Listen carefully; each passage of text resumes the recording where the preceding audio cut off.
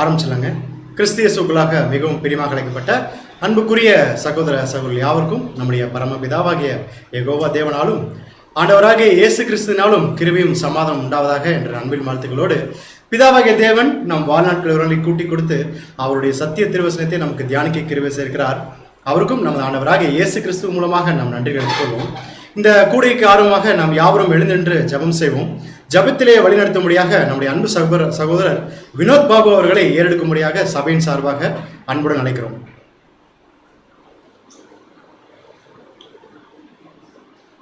ஜெபம் செய்வோம். வானாதி வானங்களில் வீட்டிலிருந்து இந்த பூமியில் உள்ள மன மக்களாக எங்களை கண்ணோக்கி பார்த்து வழிநடத்துவது தான் அன்பை நல்ல தகப்பனே. இதோ அப்பா, கடந்த நேரங்களிலும் கூட எங்களை கண்ணின் இமை போல பாதுகாத்து வழிநடத்தி எங்கள் வாழ்நாட்களே ஒரு நாளை கிருபையை கொடுத்து பகல் முழுதும் எங்களை காத்து வழிநடத்தி இந்த ஒரு சாயங்கால வேளையிலும் உமது வேதத்தில் உள்ள மகத்துவமான காரியங்களை நாங்கள் தியானிக்கும்படி நீர் கூட்டிச் சேர்த்திருப்பீர். இந்த மேலான கிருபைக்காக கூட எங்கள் ஆண்டவர் இயேசு கிறிஸ்துவிடம் துதிகளையும் நன்றிகளையும் எடுத்துக்கணும்ப்பா.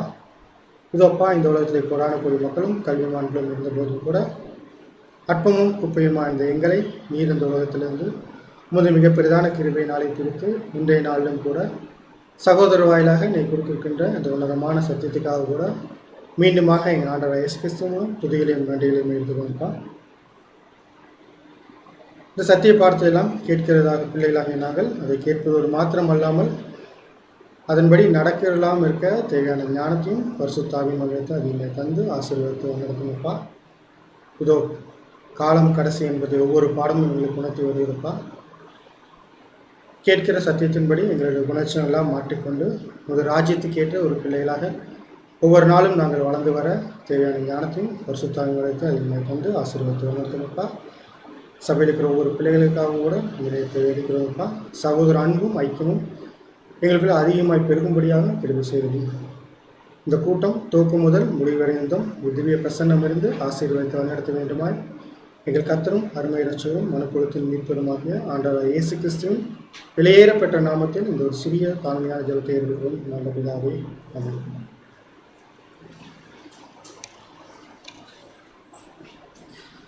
அன்பான சகோதர சகோதரிகளே, காலத்திற்கு ஏற்ற சத்தியத்தை நம்ம ஒவ்வொரு நாளும் தியானித்து கொண்டு வருகிறோம். அந்த வரிசையிலே இன்று நம்ம பார்க்க போகிற பாடத்தின் தலைப்பு என்னன்னு கேட்டிங்கன்னா, 3 பெரிய பண்டிகைகள் என்ற தலைப்பின் கீழே தூது கொடுக்கும்படியாக நம்முடைய அன்பு சகோதரர் ஜேம்ஸ் பாஸ்கர் அவர்களை தூது கொடுக்கும்படியாக சபையின் சார்பாக அன்புடன் அழைக்கிறோம்.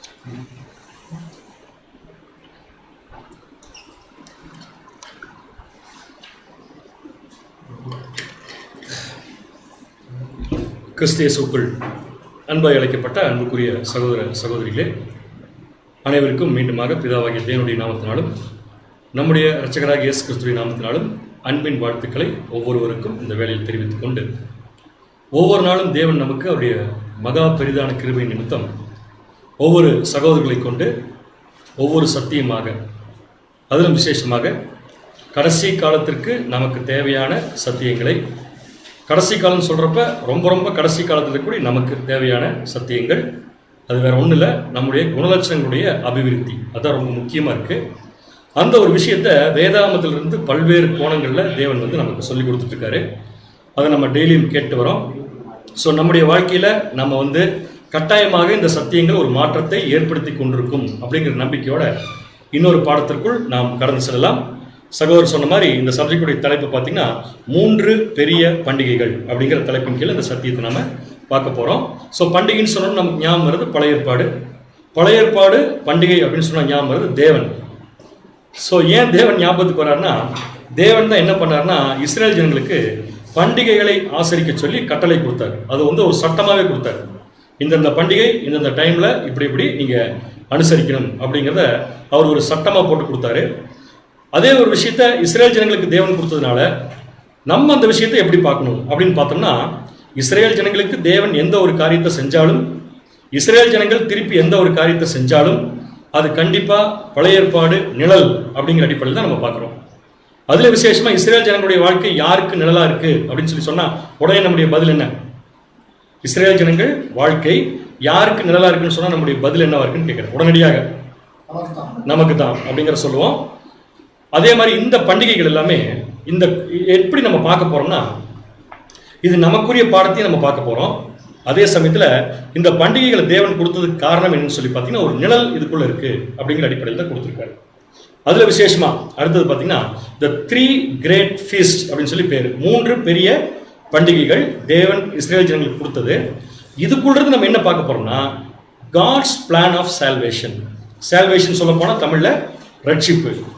தேவனுடைய திட்டத்தில் இருக்கக்கூடிய ரட்சிப்பு அப்படிங்கிற ஒரு விஷயம் நிழலாக இந்த பண்டிகைகளுக்குள்ள கொடுக்கப்பட்டிருக்கு.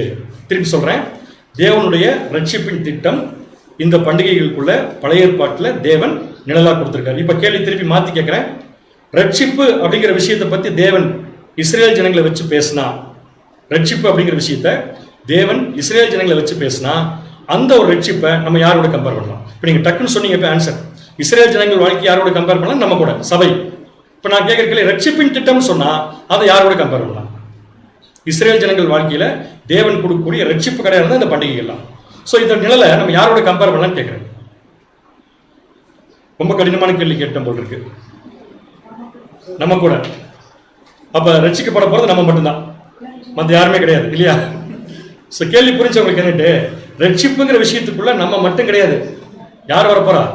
எல்லா மனுஷரும் வரப்போறா. அப்ப நல்லா புரிஞ்சுக்கலாம், இந்த பண்டிகைகளை வச்சு தேவன் கொண்டு வரப்போற ஒரு நிழல் ரட்சிப்பின் திட்டமா இருக்கிற பட்சத்துல இது யாருடைய ரட்சிப்பை பத்தி முக்கியமா பேசுது அப்படின்னு சொல்லி பாத்தீங்கன்னா உலக ஜனங்களுடைய நிழல். ஞாபகம் வச்சுக்கோங்க, உலக ஜனங்களுடைய ரட்சிப்பை பத்தி இப்ப நம்ம படிக்க போறோம். சோ அதுல நம்ம எடுத்திருக்கிறது 3 பெரிய பண்டிகைகளை நம்ம எடுத்திருக்கோம். இந்த 3 பெரிய பண்டிகைகளை எது கூட எடுக்க போறோம்? பைபிள்ல எந்த புத்தகத்துல இருந்து எடுக்க போறோம் அப்படின்னு சொல்லி பாத்தீங்கன்னா லேவியராகமம் 23ஆம் அதிகாரத்துல இருந்து எடுக்க போறோம். ஆனா லேவியராகமம் 23ஆம் அதிகாரத்துல 7 பண்டிகைகளை கொடுத்திருக்கு.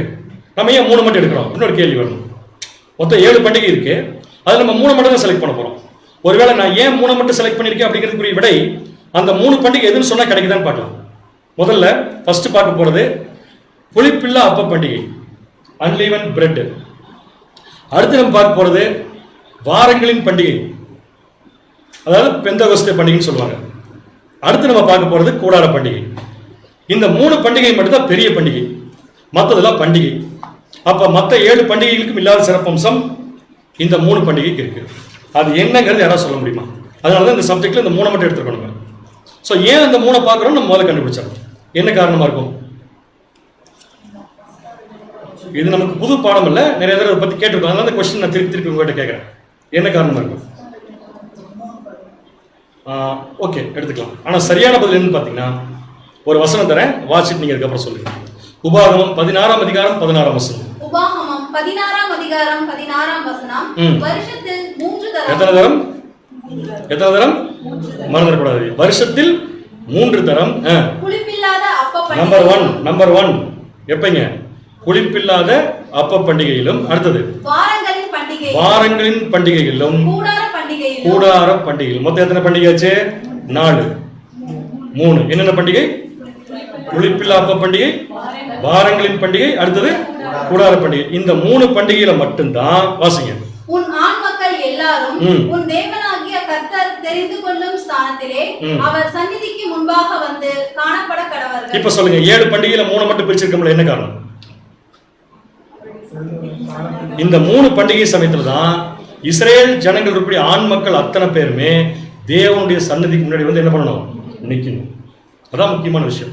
இது கூட இருந்தா நம்ம என்ன பண்ண போறோம்? ஒரு நிழல் எடுத்து நம்ம ஒட்டுமொத்த ரட்சிப்பின் திட்டத்தை நம்ம பார்க்க போறோம். ஃபர்ஸ்ட் பாயிண்ட் கிளியர் ஆயிடுச்சா? செகண்ட் பாயிண்ட் போலாம். ஆமா, இஸ்ரேல் ஜனங்களுக்கு எதுக்கு முதல்ல பண்டிகை? முதல்ல அதை கண்டுபிடிக்கலாம்.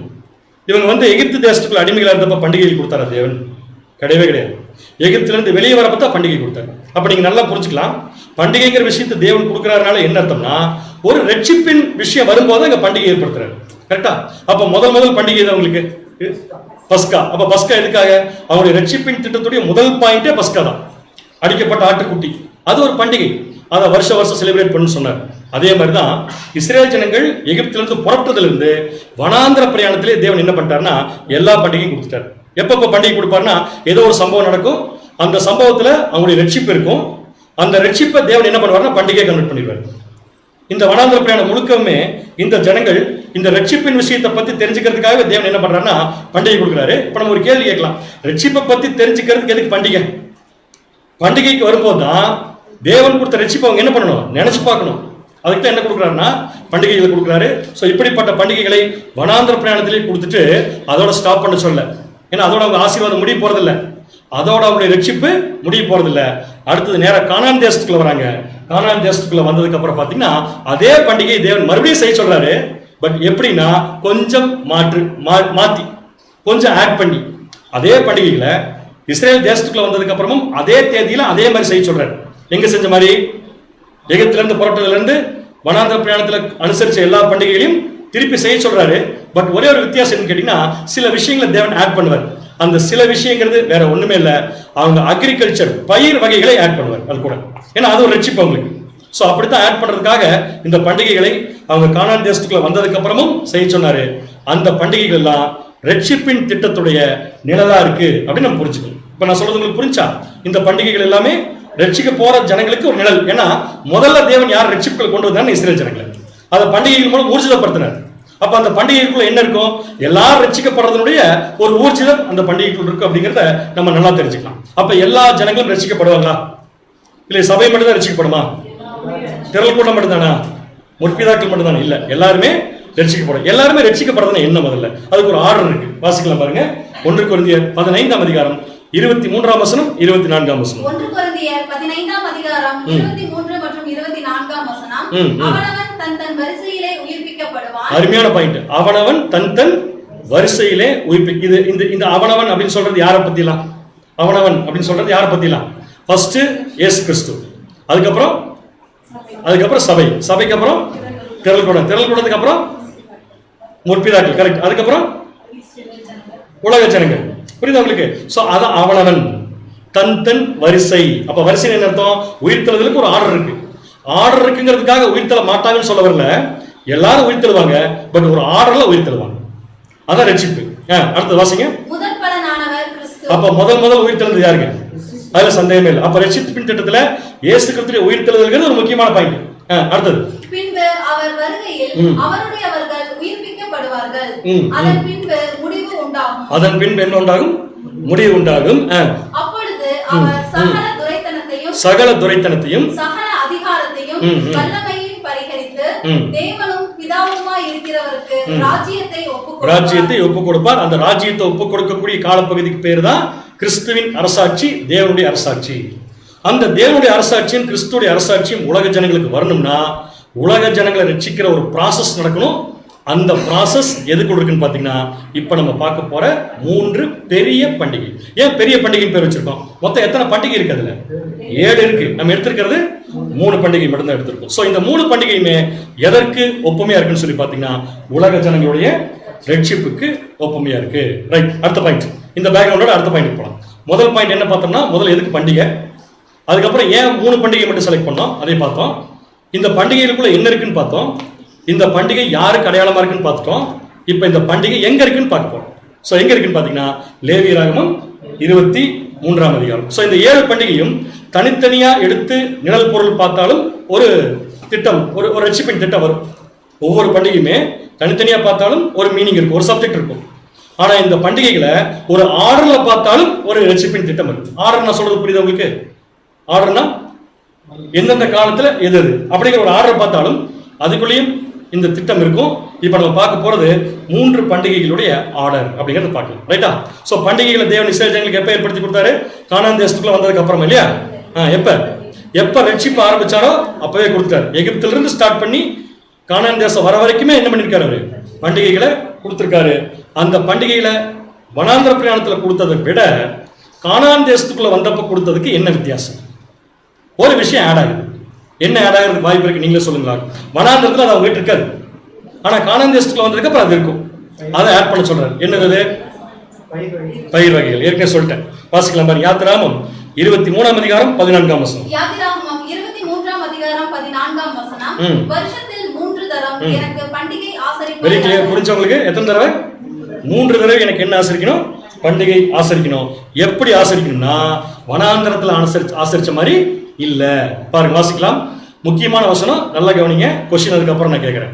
யாத்திராகமம் 23ஆம் அதிகாரம் 15, 16, 17 வாசிங்க.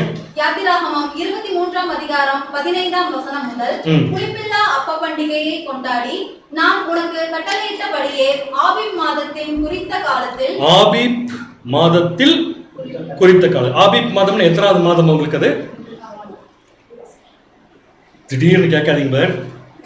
ஆபீப் மாதம், ஆபீப் அல்லது நீசான் அப்படிங்கிற எத்தனாவது மாதம்? முதலாம் மாதம். சோ முதலாம் மாதத்துல சொல்றாரு ஆபீப் மாதத்தின் குறித்த காலத்தில் 7 நாள் புளிப்பில்லா அப்பம் புசிப்பாயாக. அப்ப எந்த பண்டிகை பத்தி பேசிட்டு இருக்காரு அவரு? புளிப்பில்லா அப்பம் பண்டிகை. இதை ஏற்கனவே வனாந்தரத்துல அனுசரிச்சாங்களா? அனுசரிச்சாங்க. இப்ப எங்க வந்துட்டாங்க? கானானுக்குள்ள. இப்பவும் பண்டிகை ஆசரிக்க சொல்றாரு அதே டேட்ல. ஆனா ஒரு வித்தியாசம் பாருங்க. அந்த மாதத்தில் எகிப்திலிருந்து புறப்பட்டாயே என் சந்நிதியில் வெறும் கையாய் வர வேண்டாம். இதான் வித்தியாசம். வரப்ப எப்படி வராத? எப்படி வராத? வெறுங்கையா வராது. அப்படின்னு என்ன அர்த்தம்? ஏதோ ஒண்ணு எடுத்துட்டு வாங்குறாரு. இந்த பண்டிகைக்கு வரும்போது ஏதோ ஒண்ணு என்ன பண்ணு, எடுத்துட்டு வா. எதை எடுத்துட்டு வரணும்? இந்த 3 பண்டிகையிலும் எதை எடுத்து வரணும்? வாசிங்க. யாத்திராகமம் 23ஆம் அதிகாரம் 16ஆம் வசனம். 16ஆம் வசனம், நீ வயலில் விதைத்த உன் பயிர் வேலைகளில். சரியான பாயிண்ட் தான். எதை எடுத்து வரணும் தெரியுமா? எதை எடுத்து வரணும் தெரியுமா? நீ வயலில் விதைத்த உன் பயிர் அப்படின்னு சொல்றாரு. நீ வயலில் விதைத்த உன்னுடைய பயிர் வேலைகளில் முதற் பலன்களை செலுத்துகிற அறுப்பு கால பண்டிகை. நல்லா நோட் பண்ணிக்கோங்க. கொஸ்டின் வரப்போது. என்ன பண்டிகை? அறுப்பு கால பண்டிகை. அது எப்ப செலுத்துவாங்களாமா? முதற் பலன்களை செலுத்துகிற அறுப்பு கால பண்டிகை. வருஷ முடிவிலே நீ வயலின் உன் வேலைகளின் பலனை சேர்த்து தீர்த்த போது சேர்ப்பு கால பண்டிகை. என்ன பண்டிகை சொல்லுங்க? முதல் பண்டிகை என்ன பேரு? அறுப்பு கால பண்டிகை. அதுக்கப்புறம் சொல்ற பண்டிகை என்ன பேரு? என்ன ரெண்டு புரிய மாட்டேங்குது ஒண்ணுமே. அறுப்பு கால பண்டிகை என்ன, சேர்ப்பு கால பண்டிகை என்ன? அறுப்பு கால பண்டிகை என்றால் அறுப்பு கால பண்டிகை அறுவடை. சேர்ப்பு கால பண்டிகைனா அறுவடை. அப்படிங்கிறது இஸ்ரேல் ஜனங்களுக்கு தேவன் ஒரு பயிர்னா அந்த பயிருடைய கடைசி ஸ்டேஜ்ல மட்டும் அறுவடை பண்ண மாட்டாங்க. முதல்ல பண்ண ஒரு அறுவடை, ரெண்டாவது பண்ண ஒரு அறுவடை, ஒட்டுமொத்த பண்ண ஒரு அறுவடை. நான் சொல்றது உங்களுக்கு புரியுதா? கோதுமை அறுவடை எத்தனை தடவை பண்ணுவாங்க? ஒரே தடவையா? ஃபர்ஸ்ட் கோதுமை அறுவடையில வார்கோதுமை அறுவடை நடக்கும். அதுக்கப்புறம் தான் கோதுமை அறுவடை. அதுக்கப்புறம் தான் எல்லா பயிரையும் ஒன்னா கட்டி கொண்டு போறது. இப்ப தேவன் எந்த இண்டிகேட் பண்றன்னா, ஆரம்பத்துல நீ அறுக்கிற அந்த பண்டிகை அந்த பயிர் இருந்து கடைசியா உன் வயல்ல எல்லாம் முடிச்சு கட்டி வச்சிருப்பீங்கல்ல, அது வரைக்கும் இருக்கிற எல்லாத்தையும் எனக்கு பண்டிகை நீங்க என்ன பண்ணுங்க, ஆசரிங்க. பண்டிகைக்கு வரும்போது இதையெல்லாம் எப்பப்ப எடுத்து வர சொல்றோம் அப்பப்ப என்ன பண்ணுங்க, எடுத்துட்டு வாங்க. எத்தனை தடவை வரணும்? யாத்திராகமம் 23ஆம் அதிகாரம் 17ஆம் வசனம். யாத்திராகமம் 23ஆம் அதிகாரம் 17ஆம் வசனம். வருஷத்தில் 3 தரம். வருஷத்தில் எத்தனை தரம்? 3 தரம். உன் ஆண் மக்கள் எல்லாரும் கர்த்தராகிய ஆண்டவருடைய சந்நிதியில் வரக்கடவர்கள். இந்த 3 தரம் என்னன்னு சொல்லுங்க. 3 பண்டிகை. 3 பண்டிகை என்னென்ன? புளிப்பில்லா அப்ப பண்டிகை, வாரங்களின் பண்டிகை, கூடார பண்டிகை என்று சரியான பதில் சொன்ன அனைவருக்கும் வாழ்த்துக்கள். சோ இந்த 3 பண்டிகையில வெறுங்கையா வரணுமா? இல்ல, என்ன எடுத்து வரணும்? அவர் எப்பப்ப எதை எடுத்து வர சொல்றாரோ அப்பப்ப அதை எடுத்து வர. புரியுது உங்களுக்கு? இதை ஆட் பண்றாரு. சோ ரட்சிப்பின் திட்டத்தோட தேவன் இப்ப எதை ஆட் பண்ணிருக்காரு? பயிர் வகைகளை ஆட் பண்ணிருக்காரு. இப்ப நமக்கு என்ன கேள்வி வரணும்? தேவன் எடுத்து வர சொல்றாரு, இந்த ஜனங்களை வர சொல்றாரு, எடுத்துட்டு வர சொல்றாரு. போய் இந்த பயிரை எடுத்து வர சொல்லணும். வேற ஏதாவது பெஸ்டான பொருள் எடுத்து வர சொல்லலாம்ல, ஒரு பெரிய ஆசீர்வாதத்தை எடுத்து வர சொல்லலாம்ல. ஏன் பயிர்களை எடுத்து வர சொல்றாரு? என்ன காரணமா இருக்கு? அதாவது ஏன் பயிர் வகைகள் எடுத்து வர சொல்றாருன்னா, ஒட்டிங்க, ஏன் எடுத்து வர சொல்றாருன்னா, தேவன் உண்மையாலுமே அவங்களுக்கு கொடுத்திருக்கிற ஆசீர்வாதத்தை மெஷர் பண்றதுக்கு இந்த பயிர்கள் தான் சரியான அளவு. புரியுதா நான் சொல்றது? பயிர் நல்லா வளர்ந்துருச்சுன்னு வச்சுக்கோங்களேன், அதுக்கு ஒரு அர்த்தம் இருக்கு. பயிர் நல்லா வளரவே இல்லைன்னு வச்சுக்கோங்களேன், அதுக்கு ஒரு அர்த்தம் இருக்கு. அப்ப பயிர் வகைகள் அப்படிங்கிறது இஸ்ரேல் ஜனங்களை பொறுத்த வரைக்கும் தேவன் கொடுக்காம நடக்காது. அதுல ஒரு சில சமயத்துல முதற் பலன்களை கொண்டு வர சொல்றாரு, ஒரு சில சமயத்துல முற்றிலும் எல்லாம் சேர்த்து என்ன பண்ணுங்க, கொண்டு வாங்க அப்படின்னு சொல்லி சொல்றாரு. இப்ப பயிர் இஸ்ரேல் தேசத்துல எப்படி வளருது? ஏன்னா அது ஆசீர்வாதம், தேவன் கொடுத்திருக்கிற ஆசீர்வாதம் பயிர் வகைகள் தான். இந்த பயிர் வகைகள் இஸ்ரேல் தேசத்துல எப்படி வளருது? தானா வளருதா அல்லது வேற ஏதாவது பண்ணி வளருதா? சரியான பதில் எனக்கு வேணும். தானா வளருதா வேற ஏதாவது பண்ணி வருதா? மழை வந்தா தான் வரும். சூப்பரான பாயிண்ட். அப்ப மழை வரணும்னு என்ன பண்ணும்? தேவன் ஏற்ற காலத்துல மழையை கொடுக்கணும். சரியான பாயிண்ட். தேவன் ஏற்ற காலத்துல மழையை கொடுக்கணும்னு என்ன பண்ணணும்? அவங்க தேவனுக்கு கீழ்படிச்சிருக்கணும். சரியான பாயிண்ட் தான். அப்ப பயிர் நல்லா விளைஞ்சிருந்தா என்ன அர்த்தம்? நல்லா கீழ்படிச்சிருக்காங்க அர்த்தம். வாசிக்கலாம் பாருங்க. லேவியராகமம் 26ஆம் அதிகாரம் 3-5 வரைக்கும். லேவியராகமம் 26ஆம் அதிகாரம் 3ஆம் வசனம் முதல், நீங்கள் என் கட்டளைகளின்படி நடந்து என் கற்பனைகளை கைக்கொண்டு அவைகளின்படி செய்தால் நான் ஏற்ற காலத்தில் உங்களுக்கு மழை. So very clear. நான் என்ன பண்ணுவேன்? ஏற்ற காலத்தில் மழை பெய்ய பண்ணுவேன். அப்ப இஸ்ரேல் தேசத்துக்கு போய் பயிர்கள் நல்லா விளைஞ்சிருச்சுன்னா என்ன கண்டுபிடிச்சாலும் சொல்லி பாத்தீங்கன்னா, இந்த பண்டிகைகளுக்குரிய பலன் ரெடியா இருக்குன்னு அர்த்தம். ஏன்னா இந்த பண்டிகைகளுக்கு இந்த பயிரை தான் எடுத்துட்டு போகணும். இந்த பண்டிகைகளுக்கு இந்த பயிரை தான் எடுத்துட்டு போகணும்னா பயிர் விளைஞ்சா தான் எடுத்துட்டு போவாங்க. பயிர் விளையிறதுக்கு என்ன பண்ணணும்? கீழ்ப்படியும். அப்ப கீழ்ப்படிஞ்சாதான் பண்டிகைட்டார் தேவன். கிளியரா புரியுது உங்களுக்கு? கீழ்ப்படிஞ்சாதான் பண்டிகைங்கிறத கானான் தேசத்துக்குள்ள வந்தவனே சொல்லிட்டார். ஏன்னா கானான் தேசத்துக்கு வரதுக்குள்ளே அவங்க டெஸ்டிங் பீரியட்ல என்ன ஆயிடுச்சு? அந்த இடத்துல முடிஞ்சிருச்சு. புரியுது உங்களுக்கு? சோ இப்ப என்ன புரிஞ்சுக்கலாம்னா, பயிரை பார்த்து என்ன புரிஞ்சுக்கலாம்னா, அடுத்தது தேவன் இவங்களுக்கு எவ்வளவு ஆசீர்வாதம் கொடுத்திருக்காரு அப்படிங்கிறது புரிஞ்சுக்கலாம். அப்படி தேவன் ஆசீர்வாதம் கொடுத்திருக்கோம்னா இவங்க தேவனை எந்த அளவுக்கு விசுவாசிக்கிறாங்க அப்படிங்கறது என்ன பண்ணிக்கலாம்? புரிஞ்சுக்கலாம். இதை எப்படி ஊர்ஜிதப்படுத்தோம்னா, ஆண் மக்கள் அத்தனை பேரும் தேவன் வருஷத்துல 3 தடவை பயிர் வகைகள் எடுத்து வர சொல்றப்ப எடுத்துட்டு வந்து தேவன் சொல்லக்கூடிய இடத்துல என்ன பண்ணணும் பாத்தீங்கன்னா அசம்பிள் ஆகும். புரியுது உங்களுக்கு? சோ இந்த 3 பண்டிகைகளுடைய பேக்ரவுண்ட் இதுதான். இது ஒட்டுமொத்தமா பாக்குறப்ப என்ன சொல்லி பாத்தீங்கன்னா, இஸ்ரேல் ஜனங்களுடைய ரட்சிப்பை பத்தி பேசுது. இஸ்ரேல் ஜனங்களுடைய ரட்சிப்பு எதுக்கு நல்லா இருக்கு? நம்மவா நமக்கு இருக்கு. பட் ஒட்டுமொத்தமா பாக்குறப்ப யாருக்கு பாத்தீங்கன்னா உலக ஜனங்களின் ரட்சிப்பு. சோ உலக ஜனங்களை தேவன் எப்படி ரட்சிக்க போறாருங்கிறத இஸ்ரேல் ஜனங்களை ரட்சிக்க வச்சு காமிக்கிறார். சோ இஸ்ரேல் ஜனங்களுடைய ரட்சிப்பை எப்படி காமிக்கிறாரு? பண்டிகைகள் மூலம் காமிக்கிறாரு. சோ முதல் ரட்சிப்பு உலக ஜனங்களுக்கு எப்படி கிடைக்க போகுதுங்கிறத முதல் பண்டிகை வச்சு கண்டுபிடிச்சிடலாம். புரியுது நான் சொல்றது? உலக ஜனங்களுக்கு கிடைக்க போற முதல் ரட்சிப்பு எப்படி கிடைக்க போகுதுங்கிறத இஸ்ரேல் ஜனங்களுக்கு தேவன் கொடுத்த முதல் பண்டிகை வச்சு கண்டுபிடிச்சிடலாம். ஏன்னா பண்டிகை ஈக்குவல் ரட்சிப்பு. ரைட்? சோ முதல் பண்டிகையை உலக ஜனங்கள் ஆங்கிள் இருந்து நம்ம பார்க்கலாம். ஃபர்ஸ்ட் பண்டிகைக்கு என்ன பேர்? ஃபர்ஸ்ட் ஃபீஸ்ட் புளிப்பில்லா அப்ப பண்டிகை. என்னைக்கு? நான் ஒரு வசனம் போடுறேன். அந்த வசனத்தை 2 கலர்ல போட்டிருப்பேன். அந்த 2 கலருக்கு என்ன வித்தியாசம் நீங்க சொல்லணும். 2 கலர்னு சொல்லக்கூடாது கிட்ட. 2 கலர்ல ஏன் டிஃபரன்ஷியேட் பண்ணிருக்கோன்னு சொல்லணும். ஓகே, வாசிக்கலாம் பாருங்க. லேவியராகமம் 23ஆம் அதிகாரம் 5ஆம் வசனம். லேவியராகமம் 23ஆம் அதிகாரம் 5ஆம் வசனம். முதலாம் மாதம் 14ஆம் தேதி அந்தி நேரமாகிற வேளையில் கர்த்தரின் பஸ்கா பண்டிகையும். அது ஒரு கலர். அடுத்தது 6ஆம் வசனம். அந்த மாதம் 15ஆம் தேதியிலே கர்த்தருக்கு புளிப்பில்லா அப்ப பண்டிகையுமாய் இருக்கும். 7 நாள் புளிப்பில்லா அப்பங்களை புசிக்க வேண்டும். இந்த 2 வசனத்துக்கு என்ன வித்தியாசம்? பண்டிகைகள் அப்படிங்கிற ஆங்கிள் இருந்து சொல்றேன். என்ன வித்தியாசம் சொல்லுங்க. 2 வேற வேற பண்டிகை மட்டும் தயவுசெய்து சொல்லிடாதீங்க. அது முதல்ல நமக்கு தெரியும். ஆனா ஒரு வித்தியாசம் இருக்கு.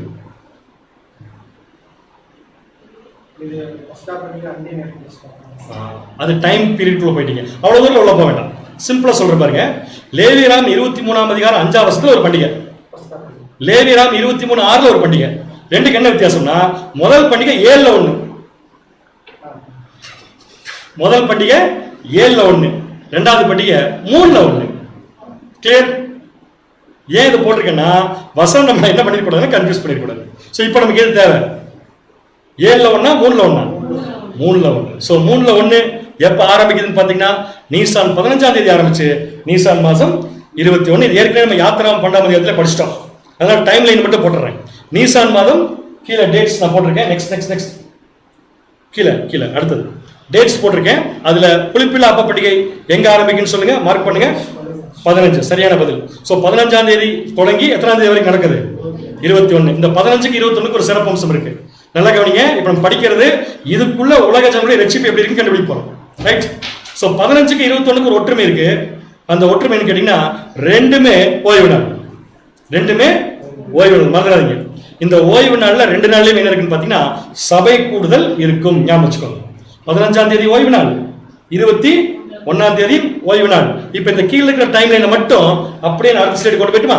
கீழே இருக்கிற டைம் லைனை மட்டும் அப்படியே அடுத்த ஸ்லைடு கொண்டு போயிட்டேன். இப்ப நீசான் மாதம் 15ஆம் தேதி, அதுக்கப்புறம் 21ஆம் தேதி. இது ரெண்டு கடையில் என்ன பண்டிகை வருது? கரெக்ட் சொல்லுங்க. அதான் புளிப்பில்லா அப்ப பண்டிகை முடிச்சு அவ்வளவுதான். ஸோ இந்த புளிப்பில்லா அப்ப பண்டிகையில 15ஆம் தேதி ஆரம்பிக்குது. ஆனால் நம்ம பார்க்க போற விஷயம் எப்ப வரப்போகுது அப்படின்னு சொல்லி பார்த்தீங்கன்னா 15 கிடையாது, 16. வாசிக்கலாமா?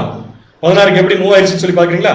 மூவ் ஆயிடுச்சு பாருங்க. அதுவே வாசிங்க. லேவியராகமம் 23ஆம் அதிகாரம் 10ஆம் வசனம். லேவியராகமம் 23ஆம் அதிகாரம் 10ஆம் வசனம். நீ இஸ்ரவேல் புத்திரரோடே சொல்ல வேண்டியது என்னவென்றால் நான் உங்களுக்கு கொடுக்கும் தேசத்தில் நீங்கள் போய் சேர்ந்து. நல்லா படிங்க. எப்ப இந்த பண்டிகை ஆரம்பிக்குது? மனாந்திர பிரயாணத்தில் நீங்கள் இருக்கும்போது. எங்க நான் கொடுக்கும் தேசத்தில் போய் சேர்ந்த பின்பு அதின் வெள்ளாமையை அறுக்கும்போது. எதை அறுக்கும்போது? வெள்ளாமையை அறுக்கும்போது உங்கள் அறுப்பின் முதற்பலனாகிய ஒரு கதிர்க்கட்டை. சரியான பாயிண்ட் தான். அறுப்பின் முதற்பலனாகிய ஒரு அப்படியே என்ன அர்த்தம்? இந்த டைம்ல அவங்க பயிர்ல முதல் பலன் விளைஞ்சிருக்குன்னு அர்த்தம். கரெக்டா சொல்றது? கரெக்டா தப்பான சொல்றது? இந்த டைம்ல அப்படி விளையாம தேவன் சொல்லுவாரா? எப்ப விளைஞ்சிருக்கும்? கீழ்படிச்சிருந்தா விளைஞ்சிருக்கு. அப்பதான் பண்டிகை. கீழ்படிச்சா பண்டிகை. எப்படி லிங்க் பண்ணிருக்காரு தேவன். சோ இப்ப நீ என்ன பண்ணணும்? நேரம் பயிருக்கு போ. அங்க வெள்ளாமையினுடைய முதல் பலனை ஒரு கதிர்கட்டை என்ன பண்ணிடு, அறுத்து எடுத்துட்டு நேரம் எங்க வந்துரு. நேரம் எங்க வந்துடும்? ஏன் முன்னாடி வா. 3 தடவை சொன்னார் இல்லையா? வர சொல்லியிருக்காரு. இது எத்தனாம் தேதி? நீசான் மாதம் 16. ஞாபகம் வச்சுக்கோங்க. கொண்டு வந்து ஆசாரியன் கிட்ட கொடுத்துரு. ஒரு கதிர்க்கட்டை ஆசாரியனிடத்தில் கொண்டு வர கடவீர்கள். 11ஆம் வசனம். உங்களுக்காக அது அங்கீகரிக்கப்படும்படி. நீ கொண்டு வந்த கதிர்க்கட்டு இருக்கு இல்லையா, அது உங்களுக்காக அங்கீகரிக்கப்படணும்னா ஆசாரியன் அந்த கதிர்க்கட்டை ஓய்வு நாளுக்கு மறுநாள். ஒரு நிமிஷம். ஓய்வு நாளுக்கு மறுநாள் எந்த நாள்? அதான் எந்த நாள்? டே சொல்லுங்க, டைம் சொல்லுங்க. நீசான் மாதம் 16ஆம் தேதி. மறந்துடக்கூடாது. 15 ஓய்வு நாள், 16ஆம் தேதி ஓய்வு நாளுக்கு மறுநாளில் கர்த்தருடைய சந்நிதியில் அசைவாட்ட வேண்டும்.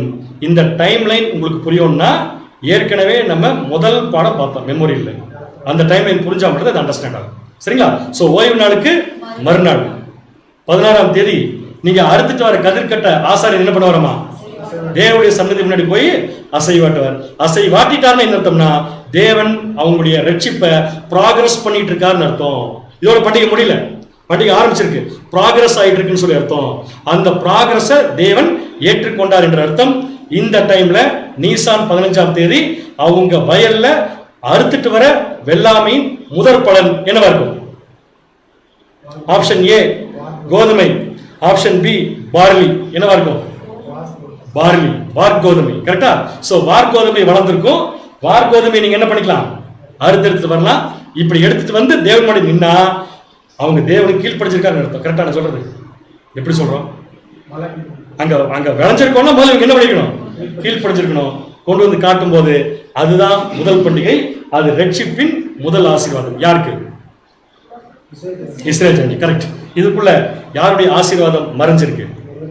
உலக ஜனம். இப்ப சொல்லுங்க பார்க்கலாம். இதுக்குள்ள உலக ஜனங்களுடைய ஆசீர்வாதம் நிழலா இருக்கு. உலக ஜனங்களுக்கு என்ன ஆசீர்வாதம் கிடைக்க போதோ அதனுடைய முதல் ஆசீர்வாதம் இதுக்குள்ள இருக்கு.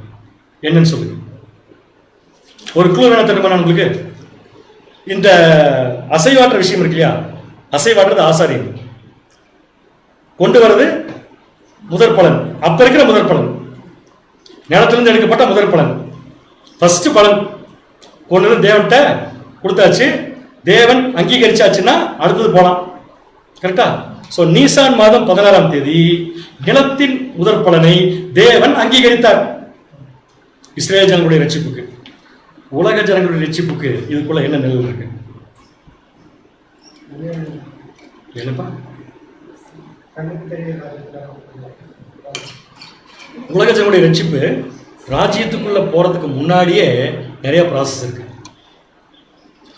க்ளூ நீசான் மாதம் 16ஆம் தேதி நிலத்திலிருந்து எடுக்கப்பட்ட முதற் பலன் வெளியே வந்திருக்கு. சபை அப்போஸ்தலர்கள் நீசான் மாதம் 16ஆம் தேதி வெளியே வந்தாங்களா? முதல் பலன்கள் அப்போஸ்தலரா? அதனாலதான் ஆரம்பத்திலே சப்ஜெக்ட் ஆரம்பிக்க ஒரு விஷயம் சொன்னேன். நிலத்திலிருந்து வெளியே வந்த முதல் பலன் கரெக்டா நீசான் 16ஆம் தேதி, எக்ஸாக்டா நீசான் 16ஆம் தேதி நிலத்திலிருந்து ஒரு முதற் பலன் வெளியே வந்துச்சு. வாசிக்கலாம். 1 கொரிந்தியர் 15ஆம் அதிகாரம் 20ஆம் வசனம். 1 கொரிந்தியர் 15ஆம் அதிகாரம் 20ஆம் வசனம். யாரோ கிறிஸ்துவோ மரித்தோரிலிருந்து நிலத்திலிருந்து. புதைக்கப்பட்ட அதிலிருந்து, நிலத்தில் மரித்தோரிலிருந்து மரித்தோரிலிருந்து எழுந்து நித்திரை அடைந்தவர்களில் முதற் பலனானார். உலக ஜனங்கள் ரட்சிப்புக்கு ஃபர்ஸ்ட் பாயிண்டே நம்முடைய ஆண்டவராக இயேசு கிறிஸ்துவின் மரணம், அதனுடைய உயிர்த்தெழுதல். புரியுது உங்களுக்கு? சோ இதுதான் முதல் பலனாக பூமியிலிருந்து தேவன் என்ன பண்றாரு பாத்தீங்கன்னா, தனக்குரிய ஒரு விஷயமா அங்கீகரிக்கிறார். இது எந்த தேதி நடக்குதுங்க? சேம் நீசான் மாதம் 16. சோ நீசான் 16 என்ன ப்ராசஸ் நடந்துச்சுன்னு கேட்டா என்ன சொல்லலாம்? உலக ஜனங்களுடைய ரட்சிப்புக்காக நம்முடைய ஆண்டவராக இயேசு கிறிஸ்துடைய உயிர்த்தெழுதல். இயேசு கிறிஸ்து உயிர்த்தெழுதினா உலக ஜனங்களுக்கு இன்னொரு ரட்சிப்பு. Right or wrong? உலக ஜனங்கள் ரட்சிப்பு தான் படிச்சிருக்கோம். இப்ப நீங்க யோசிக்கலாம், இயேசு கிறிஸ்து மட்டும், இயேசு கிறிஸ்து முதல்ல, அப்புறம் பின்னாடி எல்லாம். ஃபர்ஸ்ட் யார் தான்? இயேசு கிறிஸ்து உயிர்த்தெழலினா யார் உயிர்த்தெழ முடியாது? சபை. சபை உயிர்த்தெழலினா யார் உயிர்த்தெழ முடியாது? உலக ஜனங்கள். அப்ப உலக ஜனங்கள் ரட்சிப்புங்கிறது உயிர்த்தெழுந்து வருதுன்னா முதல்ல உயிர்த்தெழுந்த ஒருத்தர், அதான் முதல் பண்டிகை என்ன பாத்தீங்கன்னா வார்கோதுமை அறுப்பு. புரிஞ்சுங்களா? சோ இயேசு கிறிஸ்து உயிர்த்தெழுந்ததுனாலதான் நமக்கு நிறைய விஷயங்கள் கிடைக்குது. வாசிக்கலாம் பாருங்க. 1 பேதுரு 1 அதிகாரம் 4 வசனம். 1 பேதுரு 1 அதிகாரம் 4 வசனம். அவர் இயேசு கிறிஸ்து மரித்தோரிலிருந்து எழுந்ததினாலே, அவர் யாருன்னா நம்முடைய ஆண்டவராகிய இயேசு கிறிஸ்து மரித்தோரிலிருந்து என்ன பண்ணிருக்காரமா? எழுந்திருச்சிருக்கார். எழுந்ததினாலே அழியாததும் மாசற்றதும் வாடாததுமாகிய சுதந்திரத்துக்கு ஏதுவாக ஜீவனுள்ள நம்பிக்கை உண்டாகும்படிக்கு தமது மிகுந்த இரக்கத்தின்படியே நம்மை மறுபடியும் ஜெனிப்பித்தார். இப்ப क्वेश्चन கேட்கணும் உங்ககிட்ட, நம்மை அப்படிங்கிறது யார? பேதுரு சொல்ற நம்மைங்கிறது யாருன்னு கேக்குறேன். உலக ஜனங்களையா? இல்ல. யார? சபைய. அப்ப சபையை இயேசு கிறிஸ்து மறுபடியும் ஜெனிப்பித்தார். எந்த ப்ராசஸ்ல சொல்ல முடியுமா? எந்த ப்ராசஸ்ல? அதுல இருக்கு. விட அங்க இருக்கு. அங்க இருக்கு பாருங்க. அங்க இருக்கு. இயேசு கிறிஸ்து மரித்தோரிலிருந்து எழுந்தது. கிளியரா பேதுரு அட்ரஸ் பண்றாரு. அப்ப இயேசு கிறிஸ்து மரித்தோரிலிருந்து எந்திரிச்சதுங்கிறது உலக ஜனங்களுக்கு ஒரு டேஷ். பதில் கூறுங்க. உலக ஜனங்களுக்கு மிகப்பெரிய ஆசீர்வாதம், மிகப்பெரிய ரட்சி. புரியுதா உங்களுக்கு? இன்னொரு வருஷம் கூட வாசிக்கலாமா? 1000 ஆண்டு அரசாட்சி நடக்கிறதுக்கு என்ன நிச்சயம்? நடந்துருக்கு. ஒருவேளை நடக்கிறதுக்கு முன்னாடி ஒரு கேள்வி கேட்டது, என்ன நிச்சயம் கேட்கிறேன். வசனம் எடுத்து போட்டு சொல்றாங்க. 1000 ஆண்டு அரசாட்சி நடக்குங்கிறதுக்கு என்ன நிச்சயம்? ப்ரூஃப் அப்படின்னு கேட்டா என்ன பதில்? பைபிள் இருந்து ஒரு வசனம் இருக்கு. நம்ம அடிக்கடி படிச்ச வசனம் தான். அதை இந்த ஆங்கிள் நீங்க திங்க் பண்ணி பாருங்க. அப்போஸ்தலர் 17 அதிகாரம் 31 வசனம். அப்போஸ்தலர் 17 அதிகாரம் 31 வசனம். மேலும் ஒரு நாளை குறித்திருக்கிறார். அதிலே அவர் தாம் நியமித்த மனுஷனை கொண்டு. யாரை கொண்டு? தாம் நியமித்த மனுஷன். யாருங்க இது? ஐயோ, முக்கியமான பாயிண்ட்ல ஸ்ட்ரக் பாருங்களே. இந்த வசனம் எதை பத்தி சொல்லியிருக்கு? முதல்ல நம்முடைய ஆண்டவராகிய இயேசு கிறிஸ்துவின் 1000 ஆண்டு அரசாட்சி. அடுத்தது அதுல அவர் நியமித்த மனுஷன் யார்? நம்முடைய ஆண்டவராகிய இயேசு கிறிஸ்து. ஏன் தயக்கம் நமக்கு? அடுத்தது பூலோகத்தை நீதியா என்ன பண்ணுவாரு? என்ன ப்ரூஃப் அதுக்கு? அது எப்படி இயேசு கிறிஸ்து நியாயம் தீர்ப்பாரு?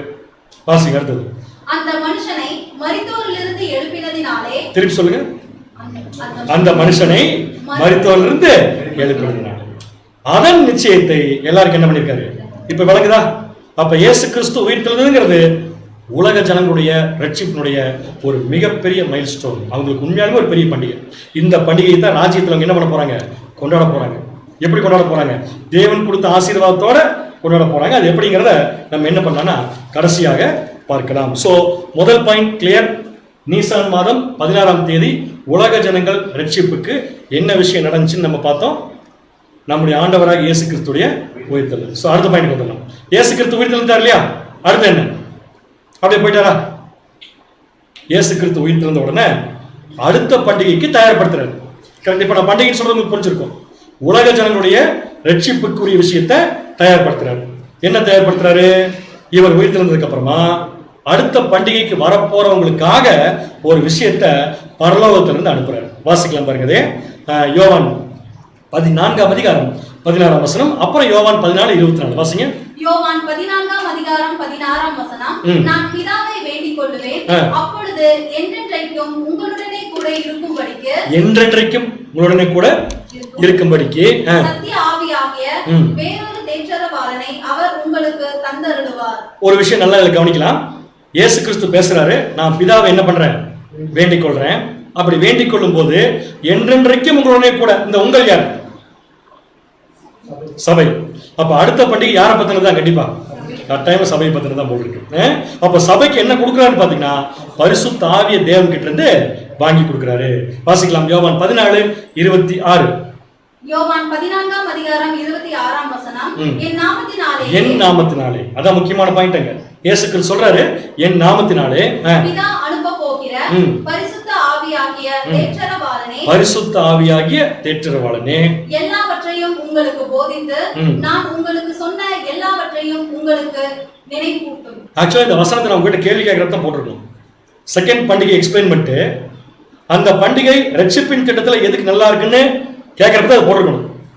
ஏன் முதல்ல போட்டேன்னா இப்ப இந்த ரெண்டு வசனத்துக்குள்ள என்ன கான்செப்ட் இருக்கோ அதான் ரெண்டாவது பண்டிகை.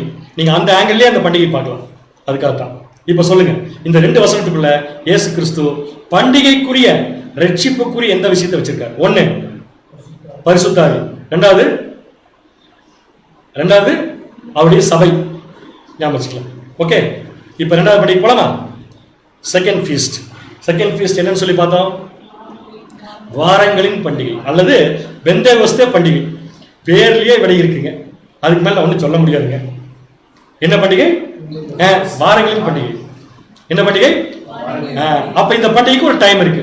ஏன்னா இப்பதான் வார்கோதுமை அறுத்தாச்சு, திருப்பி வார்கோதுமையா இருக்க சொல்ல முடியாது. திருப்பி கொஞ்சம் பயிர் வளரணும், அப்புறம் அறுத்துட்டு வரணும். அதை தேவன் ஆசீர்வதிக்கும். இது ஒரு ஸ்ட்ரைட் ப்ராசஸ், ரைட்? சோ இது எப்ப நடக்குது? டைம் லைன் வாசிக்கலாம் பாருங்க. லேவியராகமம் 23ஆம் அதிகாரம் 15ஆம் வசனம். லேவியராகமம் 23ஆம் அதிகாரம் 15ஆம் வசனம். நீங்கள் அசைவாட்டும் கதிர்க்கட்டை. எப்ப கதிர்க்கட்டை அசைவாட்டினாங்க? 16ஆம் தேதி. சரியான பாயிண்ட். எந்த 16ஆம் தேதி? நீசான் மாதம் 16ஆம் தேதி கதிர்க்கட்டை அசைவாட்டினீங்க இல்லையா? கதிர்க்கட்டை கொண்டு வரும் ஓய்வு நாளுக்கு மறுநாள். கிளியரா இருக்கா? அந்த நாள் எந்த நாள்? ஓய்வு நாளுக்கு மறுநாள். ஓய்வு நாள் எந்த நாள்? நீசான் 15. அதுக்கு மறுநாள் முதற்கொண்டு என்ன துவங்கி. அப்ப கவுண்ட் பண்ணுகிற டேஸ். அடுத்த பண்டிகைக்கு டேஸ் கவுண்ட் பண்ண சொல்றாரு. எந்த டேல இருந்து? நீசான் மாதம் 16 இருந்து கவுண்ட் பண்ணு. எத்தனை நாள் கவுண்ட் பண்ணணும்? 7 வாரம் கவுண்ட் பண்ணணும். 7 வாரம் கவுண்ட் பண்ணதுக்கு அப்புறம் என்ன பண்ணணும்? வாசிக்கலாம் அடுத்தது. 16க்கு நான் போட்டேன், அடுத்தது வாசிக்கலாம். லேவியராகமம் 23:16. லேவியராகமம் 23ஆம் அதிகாரம் 16ஆம் வசனம். 7ஆம் ஓய்வு நாளுக்கு மறுநாள் ஆகிய 50ஆம் நாள் மட்டும் எண்ணி. இப்ப 16ல இருந்து 49 நாள் என்றதா 50 நாள் என்றதா? 49. அடுத்த வசனம் 16 வசனம் 50ஆவது நாள் தான். அவர் 7 வாரம் சொன்னாரு.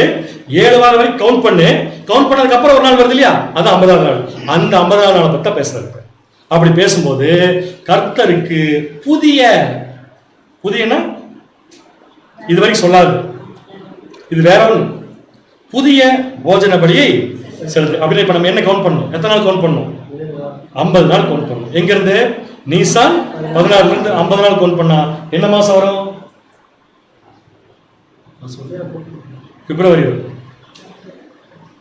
அதாவது ஜனவரி 15ல இருந்து ஒரு 6 மாசம் போட்டுக்க சொன்னா ஈஸியா கூட்டிடலாம். இது இஸ்ரேலுடைய மாசம், அதனால நமக்கு உடனே டேட்டா இல்லை. நம்ம இஸ்ரேலுடைய மாசத்துல எப்பன்னு பார்த்தோம். It took place on the 50th day. இந்த பண்டிகை இரண்டாவது பண்டிகை. என்ன பண்டிகை பேர்? இது வாரங்களின் பண்டிகை. அந்த பண்டிகை took place by counting from Nisan 16 as day 1. Nisan 16 day 1 இருந்து கவுண்ட் பண்ணா எங்க வந்து முடியும்னா சீவான் மாதம் 6ஆம் தேதி. நோட் பண்ணிக்கோங்க, எங்க வந்து முடியும்? சீவான் மாதம் 6ஆம் தேதி. இது அப்படியே ஒரு சார்ட்ல போட்டுமா? இந்த சார்ட் தான் எனக்கு கிடைச்சது. இவ்வளவுதான் கிளாரிட்டி இருக்கு. நீங்க நான் ஹைலைட் பண்ற விஷயத்தை மட்டும் பார்த்துக்கோங்க. நான் ஹைலைட் பண்றதை பார்க்கணும்னா முதல்ல நான் ஹைலைட் பண்றப்ப அதை பார்க்கணும் கரெக்டா எல்லாருமே. Okay right. ஸோ அதில் C1 6 இருக்கா? C1 6 இருக்கா? எங்க இருக்கு பாருங்க, நான் மார்க் பண்ணி காமிக்கிறேன். இங்க இருக்கு. ஓகே, ஸோ இங்கே தான் இப்போ இந்த பண்டிகை கொண்டாட சொல்றாரு. அதுக்கு முன்னாடி என்ன பண்டிகை இருக்கு? நீசான் அல்லது ஆபீப் 16, நீசான் அல்லது ஆபீப் 15, நீசான் அல்லது ஆபீப் 14. இதெல்லாம் பண்டிகைகள் இதுக்கு முன்னாடி நம்ம பார்த்தது. ஓகே, ஸோ அவர் கவுண்ட் பண்ண சொல்றது நீசான் அல்லது ஆபீப் 16ல இருந்து. கரெக்டா? 15 இருந்தா 16 இருந்தா 16 இருந்து எது வரைக்கும் கவுண்ட் பண்ணும்? C1 6 வரைக்கும் எத்தனை நாள் மொத்தம்? 50 நாட்கள். கிளியரா? இதை பார்த்துக்கோங்க. இதை பார்த்துட்டு நம்ம அப்படியே அடுத்ததுக்கு போலாம். இந்த டேல இஸ்ரேலுடைய ஆண் மக்கள் தேவனுடைய சன்னதிக்கு முன்னாடி வரணும். வெறுங்கையா வெறுங்கையா வரக்கூடாது. என்ன கொண்டு வரணும்? புதிய போஜன பலி நீ கொண்டு வந்துட்ட. புதிய போஜன பலி. சோ இந்த பண்டிகையில நான் எடுக்கிறது ஒன்லி பயிர்களை மட்டும்தான் எடுக்கிறேன். இது இல்லாம அடிஷனலா பலிகள் செலுத்தணும் அந்த டேல. அதை பத்தி நம்ம டச் பண்ணல. ஏன்னா இது உலகத்தினுடைய ரட்சிப்புங்கிற ஒரு மேலோட்டமான கருத்தை தான் பார்க்கறது. ரைட். சோ இப்ப 6ஆம் தேதி, எந்த 6ஆம் தேதி? சீவான் மாசம் 6ஆம் தேதி என்ன கொண்டு வரணும்னா பயிர் இல்ல, அப்பம் கொண்டு வரணும். அப்பம் சொல்றதுக்கு என்ன வேணும்? மாவு வேணும். சரியான பதில். மாவுக்கு என்ன வேணும்? கோதுமை வேணும். அப்ப 50 நாள்ல வார் கோதுமை என்னவா மாறி இருக்கும்? மாவா லேண்ட்ல கோதுமை, வார் கோதுமை என்னவா மாறி இருக்கும்? கோதுமை. இப்படி ஒரு ஃபெசிலிட்டி நமக்கு பிரச்சனையே இல்லையே. மாவாவே போய் அக்ரிகல்ச்சர் பண்ணிக்கலாமே. பரவாயில்ல. சகோதரி அந்த கருத்து யோசிக்கல. பரவாயில்ல, நோ ப்ராப்ளம். லேவியராமம் 23ஆம் அதிகாரம் 17ஆம் வசனம். லேவியராமம் 23ஆம் அதிகாரம் 17ஆம் வசனம். நீங்கள் ஒரு மரக்காலிலே, ஒரு மரக்கால், ஒரு அளவு, இதெல்லாம் வேண்டாம் இப்ப நமக்கு அளவெல்லாம். ஒரு மரக்காலிலே 10 2 பங்காகிய மெல்லிய மாவிலே புளிப்பாக பாகம் பண்ணப்பட்ட அசைவாட்டும் காணிக்கையாய் இருக்கிற 2 அப்பங்களை. எத்தனை அப்பம்? ஒரு பெரிய அப்பம்லாம் கிடையாது, 2 அப்பம், அவ்வளவுதான். 2 அப்பம் தான் சுட்டு வரணும். எதுக்குங்க டைம் ஆச்சு சொல்லி ஒரே அப்பமா பெருசா சுட்டு வரீங்களா? என்ன பண்ணக்கூடாது. ஏன்? ஏன்னா இந்த 2 அப்பத்துக்கும் ஒரு நிழல் இருக்கு, ஒரு நிச்சயம் இருக்கு. கரெக்டா? சோ 2 அப்பங்களா சுட்டு கர்த்தருக்கு முன்னாடி என்ன பண்ணிருங்க, கொண்டு வந்து வைங்கிட்டாரு. இப்ப அப்ப சொல்றதுக்கு என்ன வேணும்? என்ன வேணும்? அப்ப இந்த டைம்ல முதல் பலனா வரப்போறது. இதுவும் முதல் பலன் தான், நல்லா புரிஞ்சுக்கோங்க. இதுவும் முதல் பலன், அதுவும் முதல் பலன். அது எப்ப முதல் பலன்? வார்கோதுமையில முதல் பலன். இப்ப நம்ம பார்க்க போறது 50 நாள் கழிச்சு கோதுமையின் முதற் பலன். புரியுது உங்களுக்கு என்ன சொல்ல வரேன்ட்டு? கோதுமையின் முதற் பலனை அவங்க கொண்டு வரணும். அப்ப கோதுமை இங்க இருக்கும். இது ரட்சிப்பின் திட்டத்தினுடைய 2ஆம் ஆசீர்வாதம். இப்ப சொல்லுங்க, இந்த ஆசீர்வாதம் உலக ஜனங்கள் ஆசீர்வாதத்தோட எப்படி பொருந்தும் அப்படின்னா ஒரு சார்ட் போடணும். அவங்க போட்ட மாதிரி நம்ம ஒரு சார்ட் போடலாம். எப்படி போடலாம்? முதல்ல பார்லி அறுவடை, அப்புறம் கோதுமை அறுவடை. கரெக்டா? இல்ல முதல்ல கோதுமை அறுவடை அப்புறம் பார்லியா? இல்ல, முதல்ல பார்லி அப்புறம் டைம் சொல்லுங்க, டேட் சொல்லுங்க. நீசான் 16, இது பார்லி அறுவடை. அடுத்து இது சீவான் 6. மொத்தம் எவ்வளவு கேப்? 50 நாள் கேப். சரியான பதில். கரெக்டா? அடுத்த கேள்வி, பார்லி அறுவடைய உலக ஜனங்கள் ரட்சிப்போட கம்பேர் பண்ணி பார்க்கிறப்ப என்ன சம்பவம்னு பார்த்தோம்? நம்முடைய ஆண்டவராக இயேசு கிறிஸ்துவின் உயிர்த்தெழுதல். அப்படின்னா அதுல இருந்து 50 நாள் கவுண்ட் பண்ணா அடுத்த உலக ஜனங்களுடைய ஆசீர்வாதம் வரும். கரெக்டா? 50 நாள் கவுண்ட் பண்ணா உலக ஜனங்களுக்கு கிடைக்க போற அடுத்த ஆசீர்வாதம் வரும். இயேசு கிறிஸ்துவின் உயிர்த்தெழுதல் இருந்து 50 நாள் கவுண்ட் பண்ணா என்ன வரும்? என்ன வரும்? பெந்தேகோஸ்தே. புரிஞ்சு உங்களுக்கு? சோ பெந்தேகோஸ்தே நாளுக்கு இது ஒரு அடையாளமா இருக்கு. ரைட்? அதனால இந்த பண்டிகைக்கு என்ன பேர் வச்சுட்டாங்க? பெந்தேகோஸ்தே பண்டிகை வச்சுட்டாங்க. நம்மளுக்கு இந்த விஷயமே தெரியாம பெந்தேகோஸ்தே பேர் வச்சிருக்காங்க. அவ்வளவுதான். ரைட்? இந்த பெந்தேகோஸ்தே பண்டிகையில என்ன நடந்துச்சு? என்ன நடந்துச்சுன்னா முதற் பலன் மறுபடியும் ஊர்ஜிதப்படுத்தப்படுகிறது. முதல்ல நிலத்திலிருந்து எந்திரிச்ச முதற் பலன் யாரு? நம்முடைய ஆண்டவராகிய அவர் தான் உயிர்த்தெழுதல் முதற் பலன். கரெக்டா? அடுத்து அதே நிலத்துல அந்த பலன் வந்ததுக்கு அப்புறம் வெளியே வர முதற் பலன் யாரு? அப்போஸ்தலர்கள் சொல்லலாம்.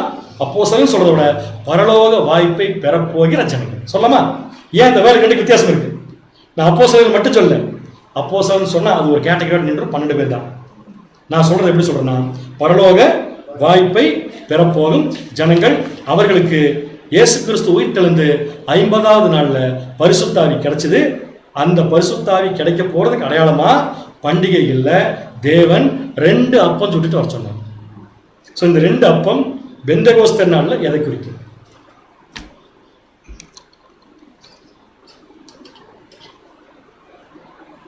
ஒரு சின்ன பிரேக். தெரியுதா இருக்க?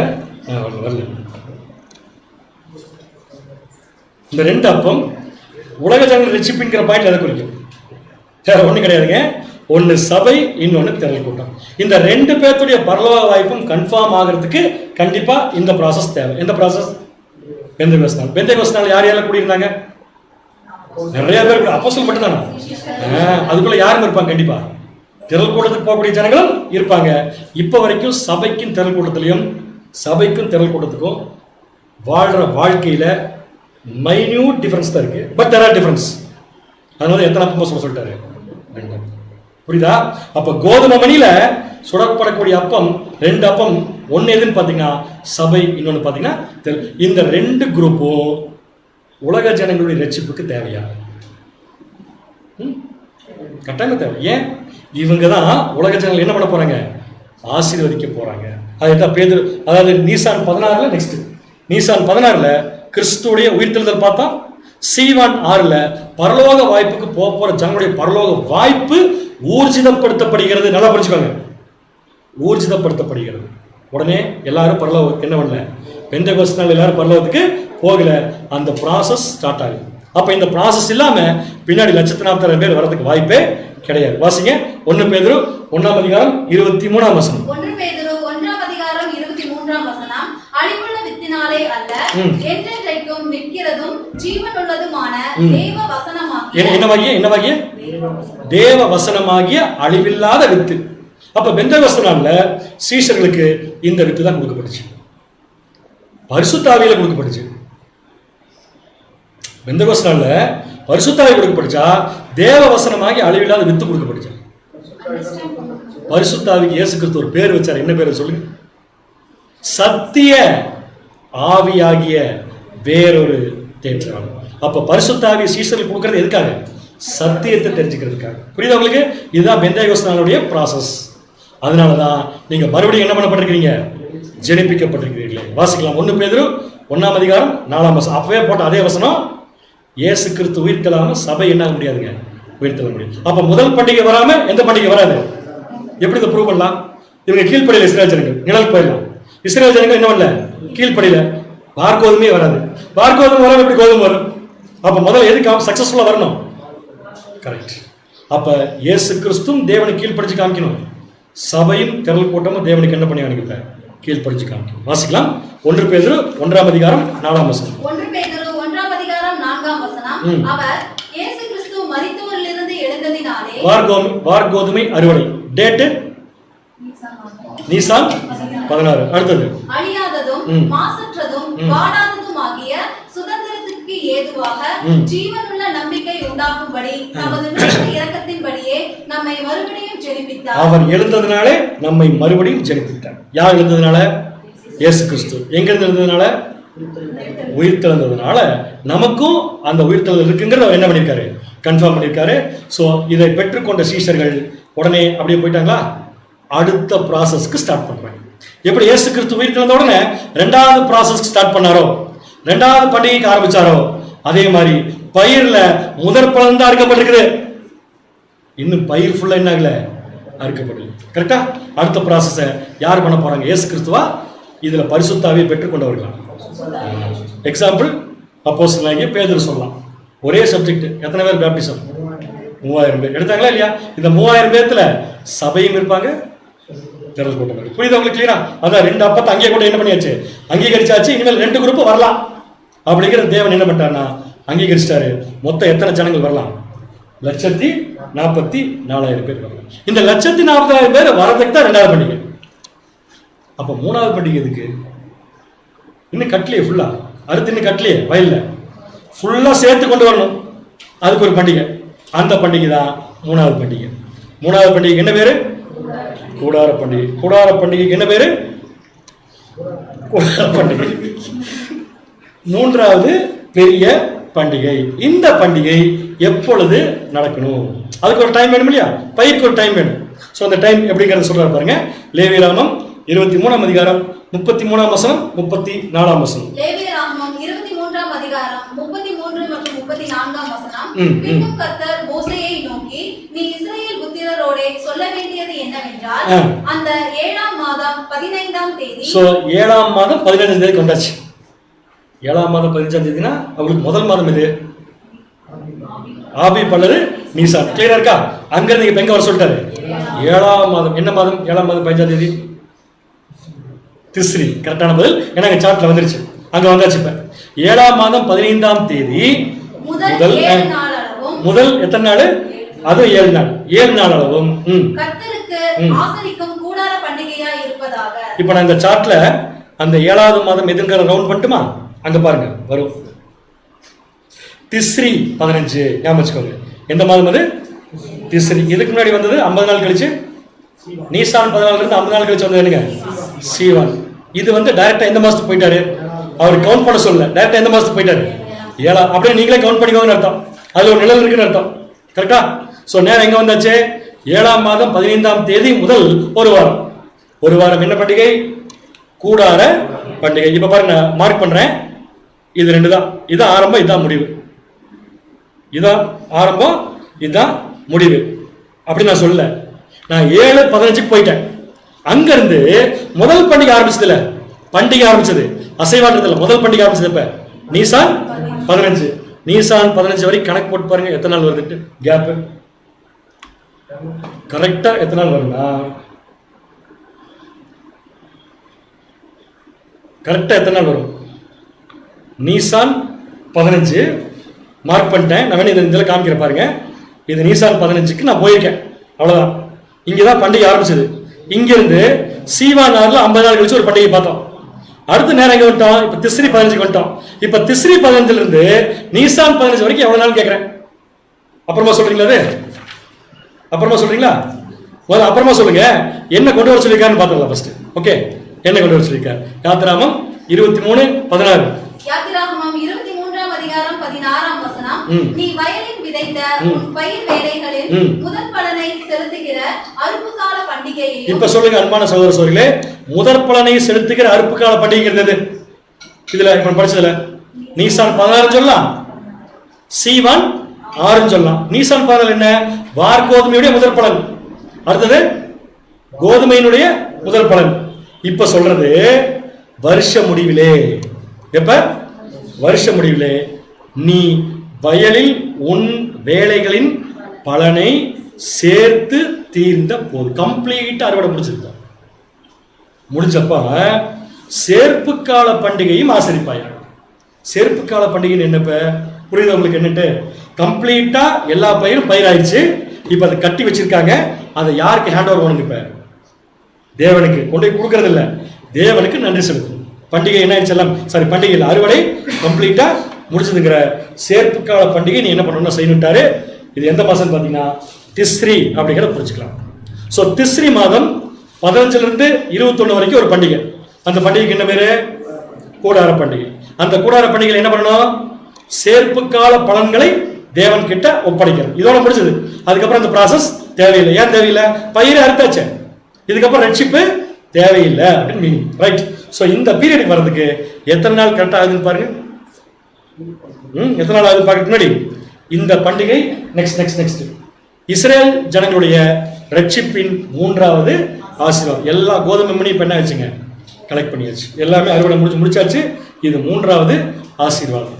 இந்த 3வது ஆசீர்வாதம் முதல் ஆசீர்வாதத்திலிருந்து எத்தனை நாள் பார்க்கலாமா? இங்க வந்துருங்க ஸ்டார்ட்ல. நீசான் 15 என்ன கிளிக் பண்ணிருக்கேன்னு புரிஞ்சவங்களுக்கு 15ல இருந்து புளிப்பிலாப்ப பண்டிகை ஸ்டார்ட் ஆயிருக்கு. 16ல அசைவாட்டினாங்க. நான் 15ல இருந்து ஆரம்பிச்சா முதல் மாதம் 15ல இருந்து 7வது மாதம் 15 வரைக்கும் எத்தனை மாசம்? ரொம்ப கஷ்டமா கணக்கு. எத்தனை மாசம்? 7 மாசம். 6 மாசம் கணக்கு. அப்படின்னு என்ன அர்த்தம்? 6 மாசத்துல ஒரு பயிருடைய விதைப்பும் அறுவடையும் க்ளோஸ் ஆயிடும். புரியுதா?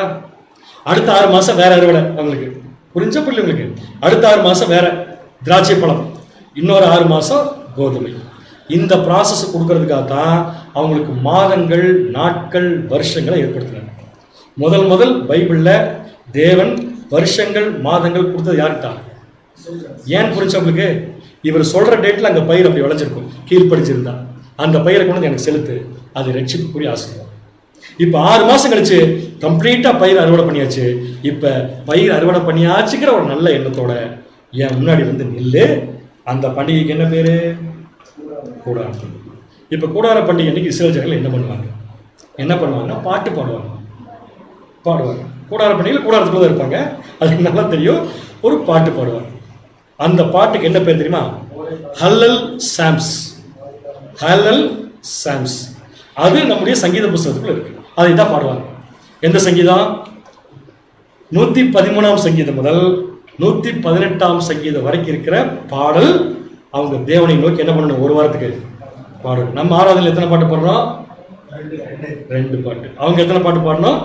ஒரு வாரத்துக்கு 5 பாட்டு இல்லை, ஏறக்குறைய நிறைய பாட்டு இருக்கிறதுக்குள்ள இந்த 5 அதிகாரம் 6 அதிகாரங்களுக்குள்ள இருக்கக்கூடிய பாடல்களை பாடணும். அதை தான் நம்முடைய சங்கீத புஸ்தகத்தில் 113 118 சங்கீதமாக இருக்கிறது. அதை டச் பண்ணி பார்க்கலாமா போய்? அது வேண்டாம். இந்த பாட்டு பாடணும்னு தேவனிங்க சொல்லியிருக்காரு. அது ஒரு ரூல் தானே. அப்போ ரூல்னா பைபிள் இருக்கும்ல. கூடார பண்டிகை பற்றி ரூல் இருக்கு. கூடார பண்டிகை என்ன கொண்டு வரணும்னு ரூல் இருக்கு. கூடார பண்டிகை என்ன பாடணும்னு ரூல் இருக்கான்னு கேட்டால் இருக்கு. எங்க இருக்கு தெரியுமா? வாசிக்கலாம். உபாகமம் 31ஆம் அதிகாரம் 10ஆம் வசனத்திலிருந்து 13ஆம் வசனம் வரைக்கும் கொஞ்சம் கேர்ஃபுல்லா பாருங்க. இதுதான் உலக ஜனங்களுடைய ரட்சிப்பினுடைய கடைசி முழு ஆசீர்வாதம். உபாகமம் 31ஆம் அதிகாரம் 10ஆம் வசனம் முதல் அவர்களுக்கு கட்டளையிட்டது என்னவென்றால், விடுதலையின் வருஷமாகிய என்ன வருஷமாகிய?